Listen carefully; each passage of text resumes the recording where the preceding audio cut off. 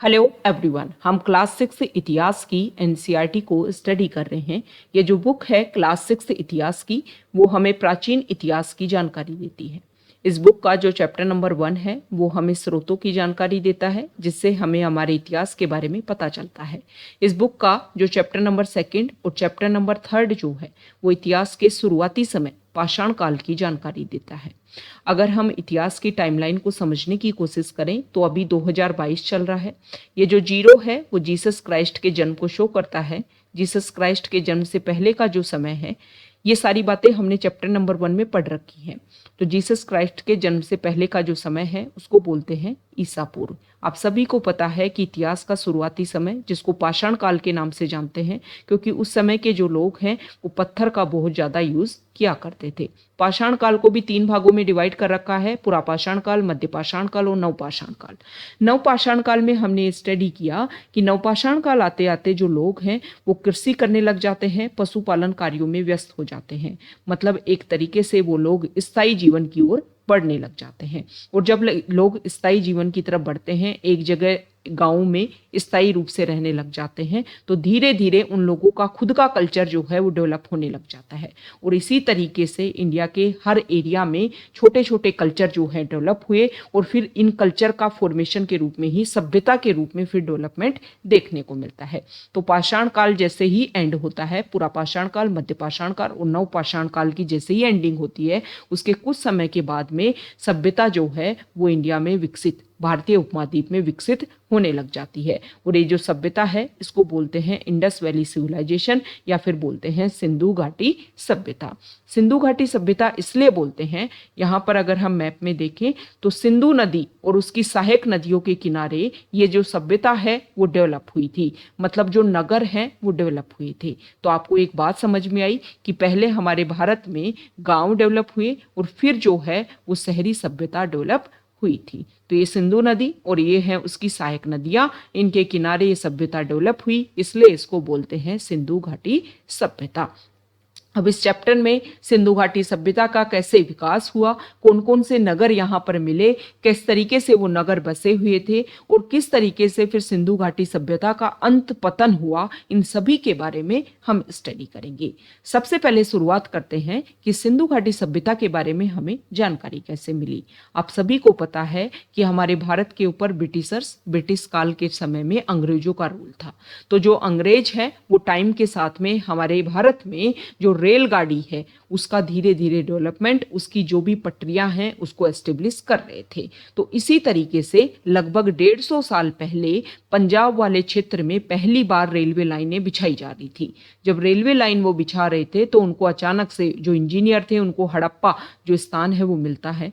उनको लगता है कि ये हड़प्पा जो स्थान है वो आधुनिक पाकिस्तान में है। ठीक है ना। कुछ इंपॉर्टेंट फैक्ट है, आपको ये लगेगा कि हम तो सीधा स्टैंडर्ड बुक ही पढ़ ले, हम क्यों पढ़े वही ये एनसीईआरटी, वो भी 6th क्लास की। इसमें कुछ ऐसे फैक्ट हैं जो आपको बहुत बार डायरेक्टली एग्जाम में क्वेश्चन पूछ लिए जाते हैं। ठीक है, तो आपको अच्छे से पढ़ना है। बहुत सारे बेसिक फैक्ट्स यहाँ पर आपको देखने को मिलेंगे और एक फाउंडेशन आपका डेवलप होगा। जब फाउंडेशन आपका मजबूत होगा तभी जाकर के बड़ी बड़ी बिल्डिंग जो है उस पर डेवलप हो पाएंगी। और ये हम देखेंगे अब सिंधु घाटी सभ्यता में कि किस तरीके से उन्होंने बेक्ड पकी हुई ईंटों का यूज किया था और उसमें भी इंटरलॉकिंग पैटर्न का यूज किया था, जिसकी वजह से आज भी वो जो सभ्यताएं हैं भले ही वो मिट्टी के नीचे दब गई हैं लेकिन आज भी इस तरीके से मजबूती से खड़ी हुई हैं। तो ये चीजें हैं कि अगर हम अपना फाउंडेशन मजबूत करेंगे तो फिर जो भी रेफरेंस बुक हैं, जो भी स्टैंडर्ड बुक हैं, उनको हम इजीली समझ पाएंगे। तो यहाँ पर जो इंजीनियर हैं उनको मिलता है हड़प्पा स्थान, लेकिन उनको समझ में नहीं आता है, तो यहाँ से बहुत सारी जो ईंटें हैं वो निकाल लेते हैं ताकि वो अपनी रेलवे लाइन में इसका यूज कर सके। और इसकी वजह से कई इमारतें जो हैं वो यहाँ पर नष्ट भी हो गई। लेकिन इसके लगभग 80 साल, मतलब लगभग 80 साल पहले जो है कुछ आर्कियोलॉजिस्ट, कुछ पुरातत्वविद जो हैं, उन्होंने इन खंडरों के बारे में पता लगाया और बोला कि ये तो भारतीय उपमहाद्वीप की जो सबसे पुराने शहर थे उनमें से एक था, ये तो हड़प्पा वाला शहर, ये तो नष्ट हो गया। और ये पुरातत्वविद कौन थे? तो ये थे दयाराम साहनी और रखलदास बनर्जी। दयाराम साहनी और रखलदास बनर्जी, जिन्होंने इसके बारे में जानकारी दी। अब ये जो सिंधु घाटी सभ्यता है इसमें पहला शहर मिला था वो था हड़प्पा, इसलिए सिंधु घाटी सभ्यता को हड़प्पा सभ्यता के नाम से भी जाना जाता है। ये जो पुरातत्वविद है, जब इन्होंने इसकी खोज की तो उन्होंने बताया कि इन शहरों का निर्माण जो है वो लगभग 4700 साल पहले हुआ था। मतलब लगभग जो है वो 2700 साल पहले हुआ था, क्योंकि अभी जो है वो चल रही है 2022, मतलब 2000 साल इसमें से आप ये निकाल लो, फिर इसमें से यहाँ पर आएगा 0, फिर इधर जो है वो 2700 साल पहले इनका डेवलपमेंट हुआ होगा। टोटल कितने हो गए? 4700 साल हो गए। ओके, तो इस तरीके से शुरुआत में सिंधु घाटी सभ्यता की जानकारी मिली थी। अब हम पता करते हैं कि उस समय के जो शहर थे वो किस तरीके से थे और किस तरीके से कहां कहां पर डेवलप थे। ये जो नगर हैं सिंधु घाटी सभ्यता के, वो आधुनिक पाकिस्तान के पंजाब और सिंध प्रांतों से हमें मिले हैं, भारत के गुजरात, राजस्थान, हरियाणा और पंजाब प्रांतों से मिले हैं। इन सभी स्थलों से हमें कुछ कुछ अनोखी चीजें मिली हैं, जैसे कि मिट्टी के लाल बर्तन जिन पर काले रंग के चित्र बने हैं, पत्थर के बाट, मुहर, मनके, तांबे के उपकरण और पत्थर के लंबे ब्लेड। तांबे के उपकरण मतलब इस समय जो है सिंधु घाटी सभ्यता के समय जो है वो धातु का उपयोग होने लग गया था। पाषाण काल के टाइम जो है वो धातु का उपयोग नहीं होने लगा था। ये इंपॉर्टेंट फैक्ट है, आपको ध्यान में रखना है। इसी तरीके के तो स्टेटमेंट हमें पता चलेंगे ना, बहुत बार जो है एग्जाम में इस तरीके के स्टेटमेंट आपको दे देंगे और पूछ लेंगे कि सिंधु घाटी सभ्यता में ये चीजें थी या नहीं थी, या फिर किस तरीके के क्वेश्चन पूछ लेंगे, ये जो सभ्यता है कौन कौन सी नदी के किनारे कौन सी सभ्यता डेवलप हुई, कौन सा जो शहर है वो डेवलप हुआ, इसको लेकर के क्वेश्चन पूछ लेंगे। या फिर इस तरीके के क्वेश्चन पूछ लेंगे कि कौन से शहर से हमें कौन सी एक नई चीज मिली है, एक यूनिक चीज मिली है, उसको लेकर के क्वेश्चन पूछ लिया जाएगा। अब सिंधु घाटी सभ्यता में जो नगर हमें मिले हैं उनकी कुछ विशेषता है। ये जो ज्यादातर जो नगर थे वो 2 भागों में विभाजित थे। मतलब मान लो कोई भी, जैसे कि ये जो हड़प्पा जो शहर है वो इस तरीके से डेवलप था कि हड़प्पा जो है वो रावी नदी के किनारे जो है डेवलप हुआ था, और हड़प्पा जो है वो 2 भागों में विभाजित होगा।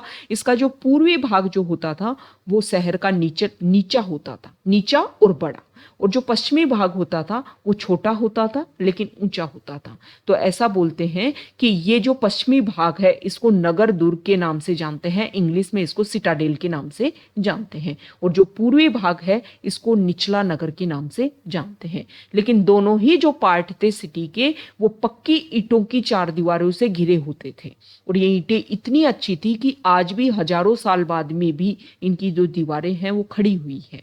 और दीवारें बनाने के लिए दीवारें मजबूत रहें इसलिए ईंटों की इस तरीके से इंटरलॉकिंग पैटर्न में दीवारों की ईंटों की चुनाई करते थे ताकि जो दीवारें हैं वो काफी मजबूती से बनी रहें।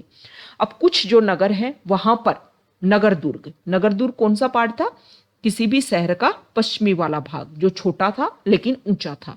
तो इस नगर दुर्ग वाले भाग में किसी शहर में कुछ खास इमारतें मिली हैं, जैसे कि मोहनजोदड़ो जो सिंधु नदी के किनारे डेवलप हुआ था। तो यहाँ पर एक खास तालाब मिला है जिसको महान स्नानागार बोलते हैं।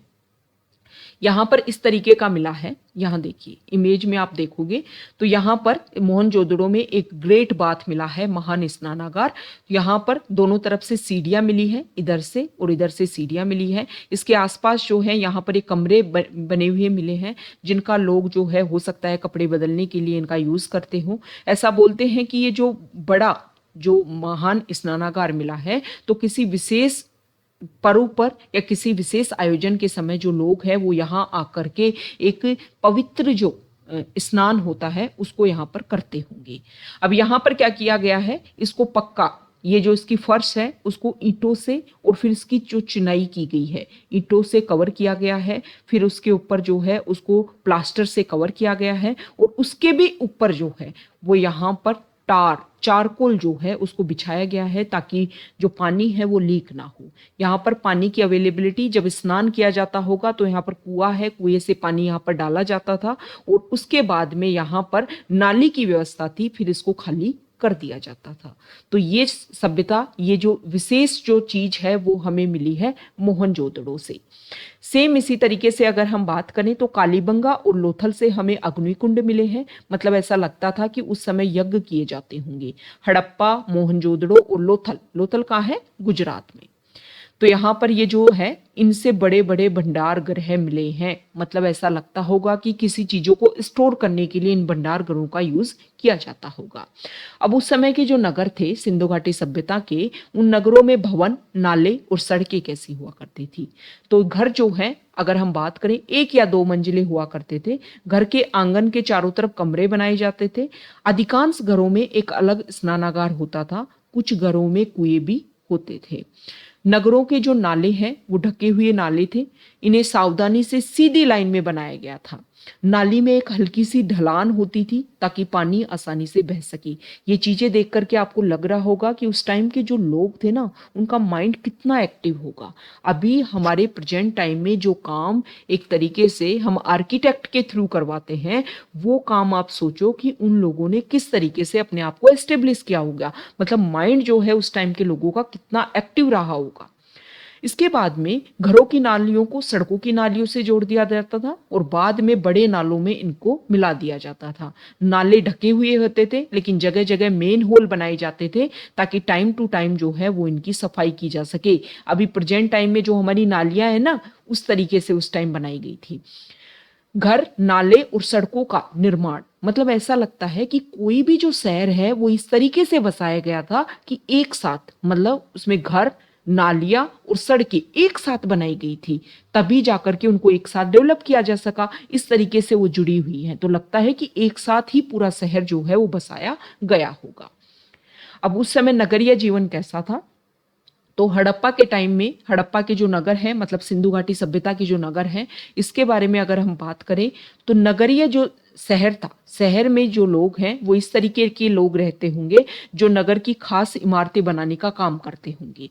ये संभवतः यहाँ के जो लोग थे, मतलब शहरों में जो लोग थे वो लगभग शासक थे। अब ये जो शासक कौन थे इनके बारे में कुछ भी अभी पता नहीं चल पाया है। यहाँ पर यह भी बताया जाता है कि ये जो शासक लोग थे वो अपने कुछ लोगों को दूर दूर शहरों में, दूर दूर जगह पर भेजते थे। किस लिए? धातु लाने के लिए, बहुमूल्य पत्थर लाने के लिए और अन्य उपयोगी चीजें मंगवाते थे। शासक लोग जो हैं वो खूबसूरत मनके, सोने चांदी से बने आभूषण ये अपने पास रखते होंगे। इन नगरों में कुछ लिपिक लोग भी रहते थे जो मोहरों के ऊपर कुछ लिखते थे।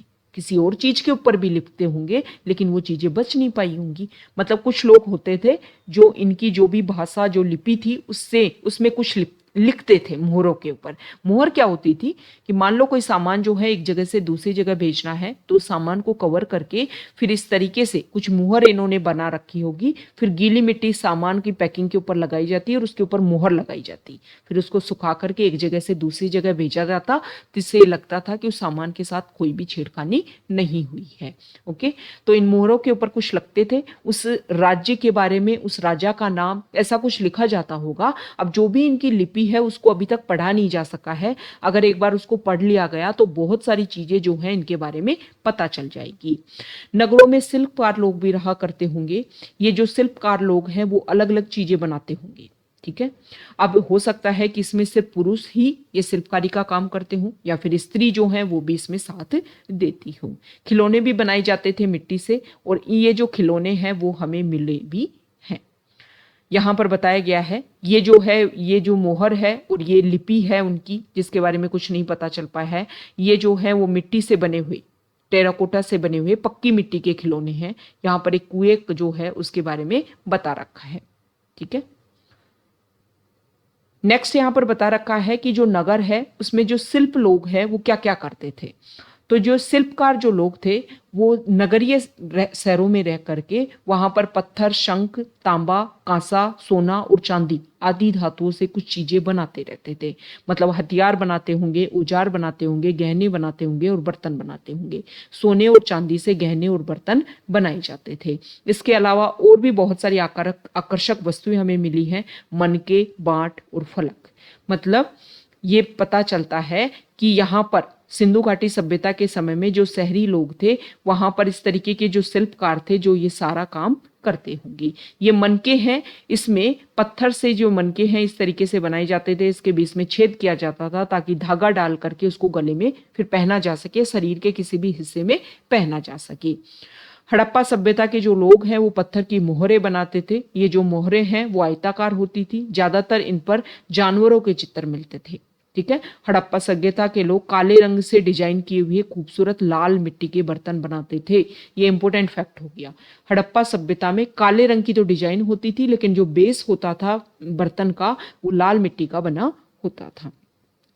यहाँ पर ये सारी जो इमेज है उनके बारे में यहाँ पर बता रखा है।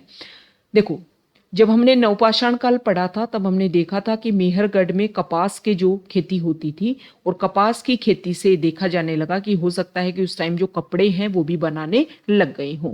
मोहनजोदड़ो से कपड़े के टुकड़े के अवशेष मिले हैं, मतलब सिंधु घाटी सभ्यता के समय जो है वो कपड़ा बनने लग गया था। और ये चीजें, ये जो आपको शो हो रहा है इसमें आप देखो कि जो यहाँ पर ये मूर्ति जो है इसमें इसके चारों तरफ इस तरीके का कपड़ा और उसमें भी कसीदाकारी कर रखी है। ठीक है, तो इसमें पता चलता है कि कढ़ाईदार वस्त्र जो है ये जो दिखाया गया है इससे पता चलता है कि जो उस टाइम के जो लोग हैं वो कपड़ा बनाना जानने लग गए थे। अब यहाँ पर इस मूर्ति को आप देखो तो इसको देखने पर आपको लगता है कि बहुत ही अच्छे शिल्पकार ने इस मूर्ति को बनाया होगा। मतलब उस टाइम के जो शिल्पकार थे वो काफी ज्यादा एक तरीके से स्किल्ड पर्सन थे। अब यहाँ पर वही चीजें कि ज्यादातर जो चीजें हैं वो विशेषज्ञों ने बनाई है। मतलब मूर्ति बनाने के लिए विशेषज्ञ अलग होंगे, मोहरे बनाने के लिए विशेषज्ञ अलग होंगे, जो उनके बाट बनाने के लिए विशेषज्ञ अलग होंगे, जो मनके बनाने के लिए विशेषज्ञ अलग होंगे। तो इस तरीके से सारी चीजें जो हैं वो विशेषज्ञों ने बनाई है।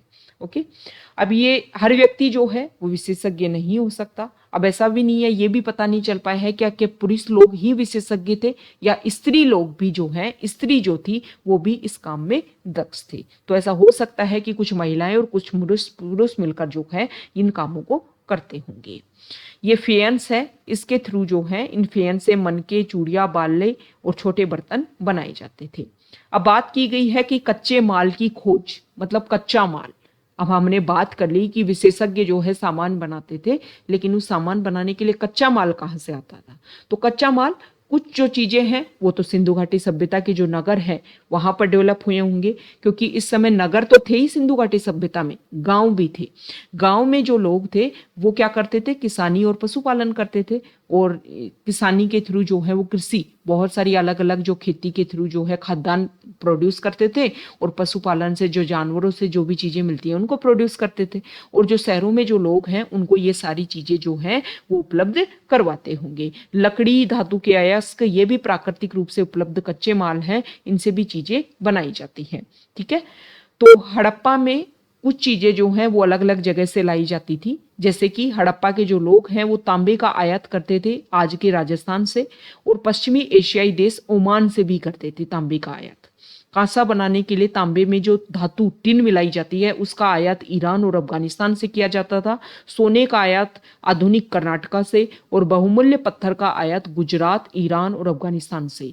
मतलब कुछ ऐसे कंट्री हैं जो एक तरीके से आप लैंड एरिया का यूज ना करते हुए जो आपका सी रूट है, मतलब पानी के रास्ते का यूज करते हुए उस जगह पर आप जाओगे तो मतलब उस समय जो है वो बंदरगाह डेवलप होंगे। और इस तरीके की हम व्यवस्था आगे जो कुछ जगह है उनके बारे में देखेंगे भी कि कुछ ऐसे नगर भी डेवलप हुए थे जहां पर बंदरगाह भी डेवलप थे। तो यहाँ पर दो इमेज आपको दिखा रखी है, ये पहिया आपको दिखा रखा है और इस इमेज में आपको नाव दिखा रखी है। तो यहाँ पर बता रखा है कि लोग एक जगह से दूसरी जगह पर चीजें लाने के लिए इनका यूज करते होंगे।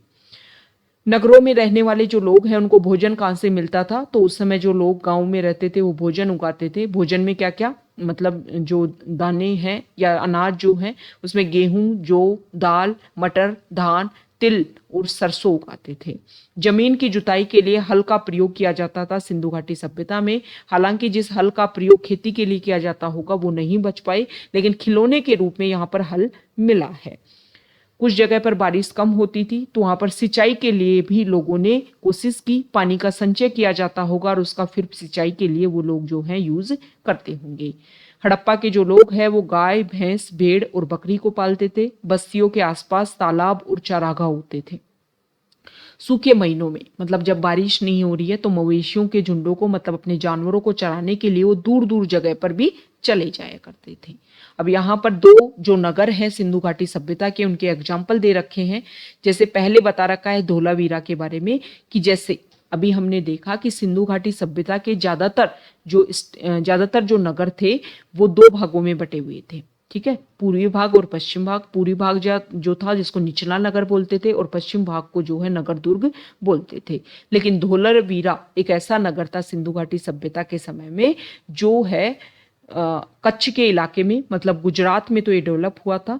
और यहाँ पर जो शहर है वो दो भागों में विभक्त नहीं था, तीन भागों में विभक्त था, और चारों तरफ पत्थर की ऊंची ऊंची दीवारें बनाई गई थी। ठीक है, इसके अलावा किसी भी भाग में आपको प्रवेश करना है तो बड़े बड़े प्रवेश द्वार थे। इस नगर के बीच में एक खुला मैदान था जिसका यूज इसलिए किया जाता होगा, सार्वजनिक कार्यक्रम आयोजित किए जाते होंगे इस जगह पर। ज्यादातर हमने क्या देखा कि हड़प्पा सभ्यता के समय मिली जो लिपि है वो हमें मोहरों पर मिली है, लेकिन यहाँ पर धोलावीरा में हमें एक बड़े से सफेद पत्थर के ऊपर बड़े बड़े अक्षरों में कुछ लिखा हुआ है। उसको पढ़ा नहीं गया है अभी तक, लेकिन ये बोला जाता है कि हो सकता है कि सफेद पत्थर को लकड़ी में जड़ा गया हो, बाद में लकड़ी जो है वो तो खत्म हो गई हो और ये जो सफेद पत्थर है वो बचा रह गया हो। दूसरा यहाँ पर शहर की बात की गई है, लोथल शहर की, जो साबरमती की एक उपनदी है उसके किनारे डेवलप हुआ था। यहाँ पर ये जो लोथल शहर है ना, वहाँ पर पत्थर, शंख और धातुओं से बनी हुई चीजों का एक महत्वपूर्ण केंद्र था लोथल। इस नगर में एक बड़ा भंडार गृह भी मिला है। भंडार गृह से कई मोहर, मुद्रांकन और मोहरबंदी मतलब गीली मिट्टी पर दबाने से बनी उसकी छाप, ऐसी चीजें मिली हैं। लोथल में बंदरगाह मिला है। इस बंदरगाह से ये माना जाता है कि यहाँ पर जो है नदी के सहारे या समुद्र के सहारे बड़ी बड़ी नावें आती होंगी, जिन पे थ्रू जो है वो इस बंदरगाह में ला करके उन नावों को रखा जाता होगा, उसमें माल चढ़ाया और उतारा जाता होगा। ठीक है, यहाँ पर लोथल में एक बड़ी इमारत भी मिली है जिसमें मनके बनाने का काम होता होगा। पत्थर के टुकड़े, अधबने मनके बनाने वाले उपकरण और तैयार मनके भी यहाँ से मिले हैं। ये जो मोहर है उसकी मुद्रांकन है और मोहरबंदी के बारे में बताया गया है कि किस तरीके से मोहरबंदी की जाती थी। अब बात की गई है कि ये सभ्यता जो है जब इतनी अच्छी डेवलप हुई, इतनी अच्छी विकसित थी, फिर ये अंत कैसे हो गया। तो इसके बारे में बताया जाता है कि अचानक 3900 साल पहले एक बड़ा बदलाव देखने को मिलता है। 3900 साल पहले मतलब 2022 अभी चल रहा है, यहाँ देखिए 2022 चल रहा है, ये 0 है प्रभु ईसा का जन्म का समय। और इससे पहले 3900 साल मतलब टोटल 3900, 2000 साल लगभग इसको मान लो, मतलब 1900 साल पहले, 2700 साल पहले सिंधु घाटी सभ्यता का डेवलपमेंट हुआ। और 1900 साल पहले जो है वो इस तरीके से अचानक बदलाव होने लगा। लोग जो है इन नगरों को छोड़ करके जाने लगे। लेखन, मुहर, बाटों का प्रयोग लोगों ने बंद कर दिया। दूर दूर से कच्चे माल, अच्छा ये जो बाट है ना उनका यूज क्यों करते होंगे? बाटों का यूज जो है वो किसी चीज को तोलने के लिए किया जाता होगा। दूर दूर से कच्चे माल का आयात आना काफी कम हो गया। जब धीरे धीरे सिंधु घाटी सभ्यता का पतन होने लगा तो ये चीजें जो है वहां पर होने लग गई। मोहनजोदड़ो में देखने को मिलता है कि सड़कों पर कचड़ों के ढेर बनने लग गए। जल निकास प्रणाली मतलब जो नाली है, वो नाली सिस्टम जो था वो नष्ट हो गई। सड़कों पर ही लोग झुग्गी नुमा घर बना करके रहने लगे। अब ऐसा क्यों हुआ? ऐसा क्या हुआ कि सब कुछ अचानक से बर्बाद हो गया? तो कुछ विद्वानों का ये मानना है कि यहाँ पर जो नदियां, जिन नदियों के किनारे ये शहर डेवलप थी, वो नदियां सूख गई होंगी। कुछ का कहना है कि जंगलों का विनाश हो गया होगा। इसका कारण ये भी हो सकता है, जंगलों का विनाश क्यों हुआ होगा? क्योंकि ईंट पकाने के लिए ईंधन की जरूरत होगी। इसके अलावा मवेशी, क्योंकि वो पशुपालन करते थे, तो मवेशी के जो बड़े बड़े झुंड हैं, क्योंकि इन नगरों के आसपास चारागाह थे और घास वाले मैदान थे, तो जब अतिचारण किया गया होगा तो ये घास के मैदान और चारागाह खत्म हो गए होंगे। तो फिर यहाँ से लोग जो है दूसरी जगह जाकर के बसने लग गए होंगे। नदियाँ सूख गई तो दूसरी जगह पानी की, क्योंकि हमने देखा है कि प्राचीन समय में जो ज्यादातर जो शहर गांव जो है वो पानी वाले इलाके में डेवलप हुए थे। तो जब पानी की अवेलेबिलिटी नहीं रहेगी तो दूसरी जगह जाकर के लोग बसने लग जाएंगे। लेकिन कुछ का ये मानना है कि नदियों में बाढ़ आ गई होगी, जिसलिए भी लोग जो है छोड़ करके जाने लग गए होंगे। लेकिन इन कारणों से ये स्पष्ट नहीं होता कि क्या सारे जो रीजन है वो एक साथ सभी जगह पर, हम मैप को यहाँ पर देखें ना तो आपको यहाँ पर देखने पर पता चलेगा कि हमारे भारत का जो हिस्सा है, यहाँ पर देखिए, एक सेकेंड, यहाँ पर अब देखो, कुछ बोल रहे हैं कि नदियां सूख गई, कुछ बोल रहे हैं कि नदियों में बाढ़ आ गई, कुछ बोल रहे हैं कि नदियों के किनारे जो भी चारागाह थे शहरों के किनारे वो खत्म हो गए। तो क्या सभी जगह जो भी जैसे कि हड़प्पा है, राखीगढ़ी है, कालीबंगा है, यहाँ पर लोथल है, ये मोहनजोदड़ो, क्या सभी जगह जो है इतने बड़े एरिया में सारा परिवर्तन जो है क्या एक साथ देखने को मिला क्या? तो इसमें जो एक परमानेंट जो रिजल्ट है वो अभी नहीं देखने को मिला है। मतलब एक परमानेंट जो चीजें हैं जिसके ऊपर सभी सहमत हो पाए कि हाँ ये कारण रहा जिसकी वजह से जो हड़प्पा सभ्यता जो इतनी अच्छे से डेवलप थी वो अचानक से खत्म हो गई। अब इसके बाद में क्या हुआ, जब इन शहरों से लोग जाने लग गए, इन शहरों को लोगों ने छोड़ दिया, तो उसके कुछ समय के बाद में, कुछ सालों के बाद में जो है नए नगर स्थापित हुए गंगा नदी और उनके किनारों की, मतलब उनकी जो सहायक नदियां हैं, गंगा नदी और उनकी जो सहायक नदियां हैं उनके किनारे जो है वो लोग जो हैं बसने लग गए और फिर नए शहर वहां पर डेवलप हुए। अब कुछ लोगों का ये भी मानना है कि जो यहाँ पर शासक थे उनका नियंत्रण समाप्त हो गया होगा। तो परिवर्तन का असर जो है वो बिल्कुल साफ दिखाई देता है। आधुनिक पाकिस्तान के सिंध और पंजाब की जो बस्तियां हैं वो उजड़ गई थी। फिर कुछ लोग जो है पूर्व और दक्षिण के नए इलाकों में नई बस्तियों में जाकर के बस गई। 1400 साल बाद नए नगरों का विकास हुआ और इनके बारे में जो नेक्स्ट चैप्टर है इस बुक के उसके बारे में हम पढ़ेंगे। कुछ यहाँ पर इंपॉर्टेंट तिथियां दे रखी हैं जो हमारे लिए इंपॉर्टेंट है, जैसे कि मेहरगढ़ में कपास की खेती लगभग 7000 साल पहले, मतलब नवपाषाण काल के टाइम में ही कपास की खेती होने लग गई थी। नगरों का आरंभ जो है वो 4700 साल पहले, हड़प्पा के नगरों के अंत की शुरुआत 3900 साल पहले, अन्य नगरों का लगभग विकास हुआ 2500 साल पहले। तो ये हमने एनसीईआरटी 6th क्लास की जो एनसीईआरटी है उसका चैप्टर 4 कंप्लीट किया है। अगर आप यहाँ तक आए हैं, वीडियो आपको अच्छा लगा है तो प्लीज़ वीडियो को लाइक कर दीजिए, शेयर कर दीजिए और चैनल को सब्सक्राइब कर दीजिए। आप हमारे टेलीग्राम चैनल के साथ में जुड़ सकते हैं, आप हमारी वेबसाइट को विजिट कर सकते हैं, आप हमारे अदर जो इनिशिएटिव हैं उनको भी व्यू कर सकते हैं। Okay, thank you.